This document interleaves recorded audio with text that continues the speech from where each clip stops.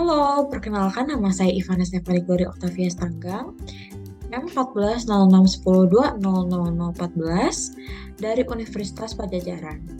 Di sini saya akan menjelaskan salah satu materi dari teori antrian, yaitu antrian dalam operasi riset. Antrian pada operasi riset.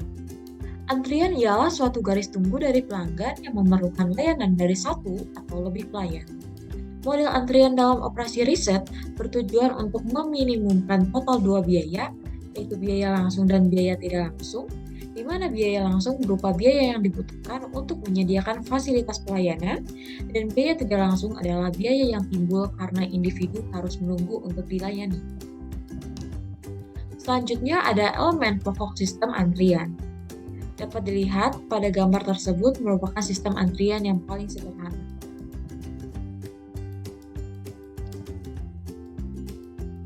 Yang pertama ada input. Input ke dalam sistem antrian dapat terdiri dari populasi orang, barang, komponen, kertas kerja yang datang pada sistem untuk memperoleh pelayanan. Bila populasinya relatif besar, disebut sebagai populasi infinite, sedangkan lainnya disebut finite.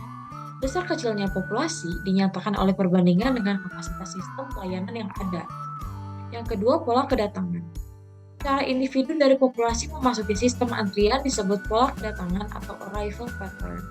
Sedangkan banyaknya individu per periode waktu memasuki sistem disebut tingkat kedatangannya atau arrival rate yang dapat bersifat konstan atau acak. Contohnya, di perusahaan Coca-Cola, untuk mengisi botol-botol kosong biasanya dilakukan dengan menggunakan sistem antrian dengan mesin, maka banyaknya botol per periode waktu selalu konstan. Sedangkan tingkat kedatangan orang yang menelpon ke bagian customer service biasanya tidak tentu atau bersifat acak, mengikuti suatu pola distribusi tertentu yaitu Poisson. Lalu yang ketiga ada elemen disiplin antrian. Disiplin antrian ini merupakan pedoman keputusan yang digunakan untuk menseleksi individu-individu yang memasuki antrian untuk memperoleh prioritas pelayanan terlebih dahulu. Disiplin antrian yang umum terjadi bersifat FCFS atau First Come First Service. Artinya yang pertama kali datang adalah yang pertama kali dilayani. Lalu yang keempat yaitu kepanjangan antrian.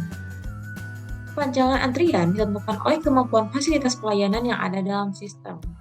Akibatnya, jika fasilitas pelayanan terbatas untuk menampung jumlah individu yang dilayaninya, maka kapasitas antriannya terbatas sehingga kepanjangan antriannya pun finite. Sebaliknya, jika mempunyai kemampuan yang tidak terbatas, maka kepanjangan antriannya infinite. Contoh untuk yang terbatas itu jumlah tempat parkir atau stasiun pelayanan, jumlah tempat tidur di suatu rumah sakit, dan sebagainya. Lalu yang kelima ada tingkat pelayanan. Waktu yang digunakan untuk melayani individu-individu dalam suatu sistem disebut waktu pelayanan atau service time. Sifatnya bisa konstan atau random. Jika sifatnya random, maka akan mengikuti suatu pola distribusi Poisson. Lalu ada juga output. Sesudah individu yang masuk ke dalam sistem antrian selesai dilayani, maka individu tersebut akan keluar dari sistem yang disebut dengan output.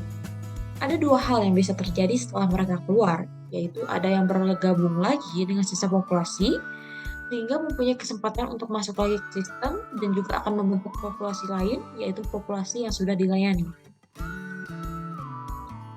Selanjutnya ada sistem antrian. Di sini terdapat 4 sistem antrian. Yang pertama ada sistem pelayanan komersial, untuk contohnya model-model antrian di restoran, butik, dan supermarket. Yang kedua, sistem pelayanan bisnis industri, contohnya model antrian pergudangan dan sistem informasi komputer. Lalu yang ketiga ada sistem pelayanan di bidang transportasi. Dan yang terakhir, sistem pelayanan sosial dengan contohnya pembuatan SIM, kantor pos, dan rumah sakit. Selanjutnya ada model struktur antrian dasar umum. Yang pertama terdapat single channel dan single phase. Ada satu jalur yang memasuki sistem pelayanan atau ada satu fasilitas pelayanan dan ada satu stasiun pelayanan. Setelah memperoleh pelayanan, individu akan keluar. Contohnya tukang cukur dan toko dengan seorang pelayan. Yang kedua yaitu single channel multi phases. Ada satu jalur untuk masuk ke dalam sistem pelayanan dan di dalam sistem tersebut tersedia 2 atau lebih pelayanan yang dilaksanakan secara berurutan dalam phase to phase. Berikut dari grafik single channel dan multi-phases. Dan untuk contoh model struktur yang kedua ini, ada pencucian mobil, pengecatan mobil, dan produksi massal. Yang ketiga ada multi-channel sampai single phase, sistem dengan mempunyai 2 jalur masuk atau lebih dan di dalamnya terdapat satu buah pelayanan. Contohnya pembelian tiket yang dilayani oleh lebih dari satu loket. Dan yang keempat, single channel multi phases, sistem pelayanan yang mempunyai banyak jalur untuk memasukinya dan di dalam sistem terdapat banyak face to face. Contohnya registrasi mahasiswa. Lalu selanjutnya ada model-model antrian. Model antrian dapat dikelompokkan berdasarkan notasi Kendall, yaitu tanda pertama model dinotasikan sebagai distribusi tingkat kedatangan yang berdistribusi Poisson diberi notasi M. Tanda kedua yang menunjukkan distribusi tingkat pelayanan dengan notasi M yang juga berdistribusi Poisson. Tanda ketiga menunjukkan jumlah fasilitas pelayanan dalam sistem diberi notasi angka 1 jika tunggal dan S jika banyak atau multiple. Tanda keempat menunjukkan sumber populasi diberi notasi I atau infinite jika tidak terbatas atau F finite jika terbatas. Tanda kelima menunjukkan kepanjangan antrian juga diberi notasi I atau F. Untuk model umumnya sendiri itu ada tingkat kedatangan, tingkat pelayanan, jumlah fasilitas pelayanan, populasi, dan kepanjangan antrian. Untuk contohnya yang pertama ada M garis miring M garis miring 1 garis miring I garis miring I yang menandakan artinya tanda pertama itu distribusi tingkat kedatangan, yang kedua juga merupakan distribusi tingkat pelayanan, dan yang ketiga merupakan jumlah fasilitas pelayanan dan diberi angka 1 karena dia bersifat tunggal. Lalu untuk tanda keempat menunjukkan sumber populasi diberi notasi I yang menunjukkan bahwa populasinya tidak terbatas. Dan yang terakhir tanda kelima menunjukkan bahwa kepanjangan antrian dengan notasi I yang artinya juga kepanjangan antrian itu tidak terbatas. Begitu juga dengan contoh yang kedua MMSII, bedanya di S.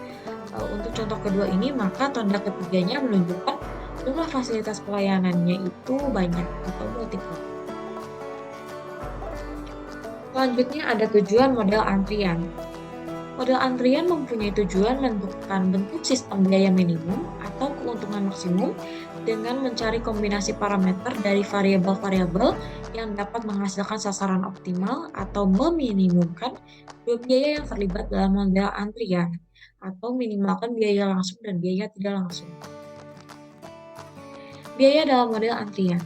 Yang pertama ada biaya menunggu atau cost of waiting dengan notasi CW merupakan biaya yang terjadi karena adanya pengangguran pegawai dan kehilangan penjualan, kehilangan langganan, dan sebagainya. Biasanya biaya ini dihitung dalam bentuk totalnya berupa total expected waiting cost dan untuk menghitungnya digunakan persamaan sebagai berikut. E dalam kurung CW sama dengan NT dikali CW. Lalu yang kedua ada biaya pelayanan dinotasikan CS adalah biaya yang dibutuhkan sehubungan dengan adanya investasi awal dalam peralatan pelayanan, biaya pemasangan peralatan, biaya pelatihan karyawan yang akan menangani pelayanan, termasuk juga biaya pemeliharaan. Untuk menghitungnya digunakan total expected dengan rumus E dalam kurung CS sama dengan S dikali CS. Selanjutnya ada total biaya dengan notasi CP adalah biaya menunggu dan biaya pelayanan. Total ekspektasinya dihitung dengan rumus E dalam kurung CT sama dengan S dikali CS ditambah NT dikali CW. Sekian penjelasan dari saya mengenai antrian dalam operasi riset. Terima kasih, sampai jumpa di lain waktu.